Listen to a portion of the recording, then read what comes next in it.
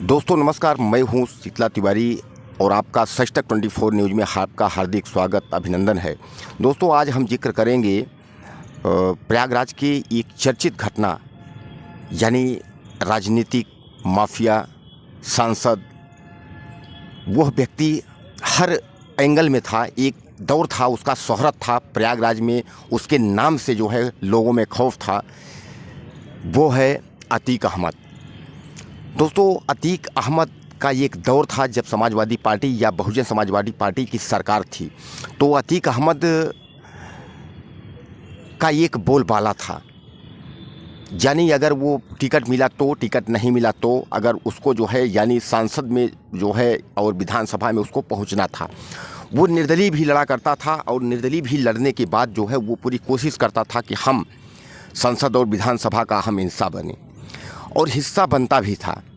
ये दौर उसका तब ख़त्म हो गया जब जो है उत्तर प्रदेश में पूर्ण बहुमत में जो है भारतीय जनता पार्टी की सरकार बनी और योगी आदित्यनाथ जो है वो मुख्यमंत्री बने। और योगी आदित्यनाथ ने ये कन्फर्म कर लिया, ये ठान लिया कि हमको अपराधियों और भू अपराधियों, भू माफियाओं के खिलाफ जो है क्लीन यूपी करना है, यानी यूपी की सफाई करना है।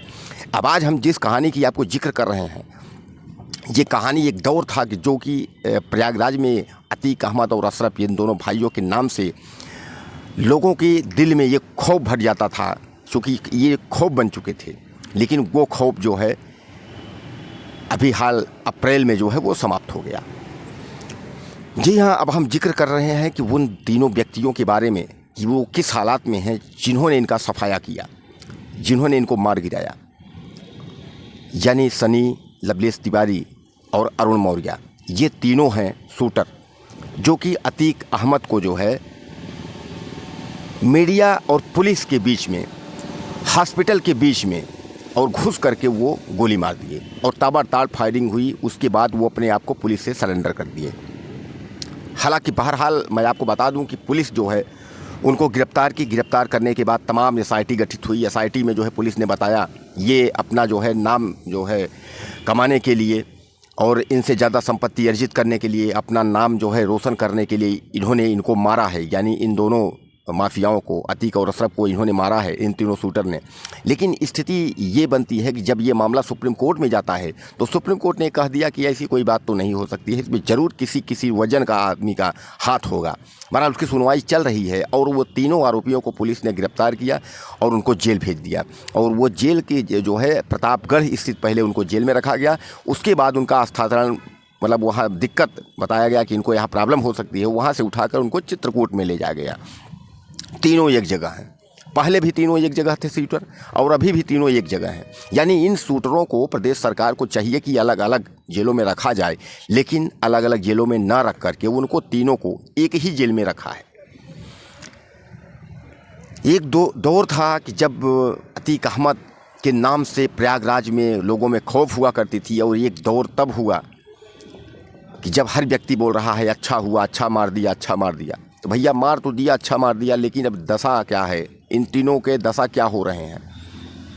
ज़िंदगी खराब, पढ़ाई खराब, पूरा लाइफ, भविष्य बर्बाद, यानी किसी काम के नहीं रह गए।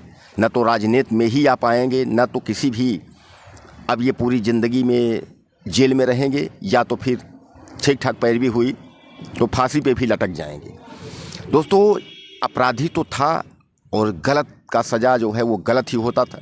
अतीक अहमद और अशरफ ने जिस दौर में इन लोगों ने अपराध किया, और अपराध जो है चरम सीमा पे था, और इनकी जो है जो दुश्मनी, इनकी पतन जो है तब शुरू हो गई जब उमेश पाल हत्याकांड को अंजाम इनके लड़कों ने दिया।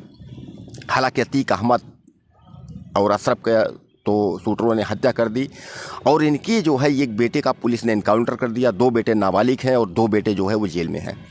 पत्नी भी फरार चल रही है, भाई की पत्नी भी फरार चल रही है। पूरा परिवार जो है अस्त व्यस्त।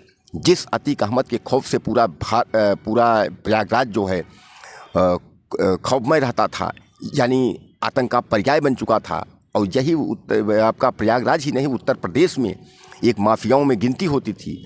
आज उसकी पूरी कहानी ही ख़त्म हो गई, और केवल क्लीन यूपी के तहत इतना ही नहीं, भारतीय जनता पार्टी उत्तर प्रदेश में आने के बाद वो दावा कर रही है कि हम किसी भी अपराधी और भूमाफिया को बख्शेंगे नहीं। क्लीन यूपी के तहत ठोको नीति के तहत अपराधी जो है ठोक दिए जाएंगे, या अपराधी जो है जेल में सड़ा दिए जाएंगे, या वो यहाँ छोड़ करके ही फरार हो जाएंगे और कहीं भी भाग जाएंगे। एसटीएफ जहाँ पाएगी उनको जो है तो बिल्कुल ठोको नीति के तहत उनको ठोक देगी। तो दोस्तों, बुरा काम का जो है वो बुरा अंजाम होता है। इधर अतीक अहमद के परिवार का पूरा सफाया हो गया, उधर मारने वाले तीनों अरुण मौर्य, सनी सिंह और लवलेश तिवारी, ये तीनों जो शूटर हैं, जिनके पास घर की अगर व्यवस्था की बात करें तो घर तो खाने के मुस्ताद हैं, घर की हालात तो बदतर है, और ये पहुँचे और इतनी बड़ी घटना को अंजाम दे दिया। अब इनकी ये स्थिति हो गई तो इनके भी तो हालात बदतर ही हो गए, क्योंकि अब जेल में कब तक सड़ना है किसी को कुछ भी पता नहीं है। लेकिन आतंक का जो पर्याय था वो तो एक बार ये खौफ जो था इलाहाबाद से, प्रयागराज से, वो ख़त्म हो गया। लेकिन क्या इस तरीके से अपराध ख़त्म होगा या अपराध का बढ़ावा होगा? अगर एक अपराधी गोली मार करके और उसके बाद अगर इस तरीके से चाहे कि क्लीन यूपी, इस तरीके से यूपी स्वच्छ होगा, यूपी साफ़ होगा, तो इस तरीके से अपराधियों को मारने से सफाया या कानून व्यवस्था से सफाया होगा। अब इन तीनों के बारे में क्या होगा, क्या होना चाहिए, आप मुझे कमेंट बॉक्स में ज़रूर बताइए। हमारी वीडियो को आप शेयर करें, चैनल को आप हमारे ज़रूर सब्सक्राइब करें, इससे थोड़ा सा मनोबल बढ़ता है। क्योंकि मैं आपका भाई, आपका दोस्त, आपका बेटा हूं। मैं कोशिश करता हूं कि सही से सही जो भी खबरें हैं हम आप तक ले आएँ, आप तक पहुंचाएं। अब इन तीनों के साथ क्या होना चाहिए, इन दोनों का क्या होगा? ये जो शूटर आज प्रतापगढ़ से जा कर के चित्रकूट में है, यानी जेल से ट्रांसफ़र, दूसरे जेल, तीसरे जेल, बराबर तारीख चल रही है, सुनवाई होगी। अब इनके साथ क्या होना चाहिए, क्या होगा, आप मुझे ज़रूर मैसेज करिएगा, ज़रूर बताइएगा। नमस्कार।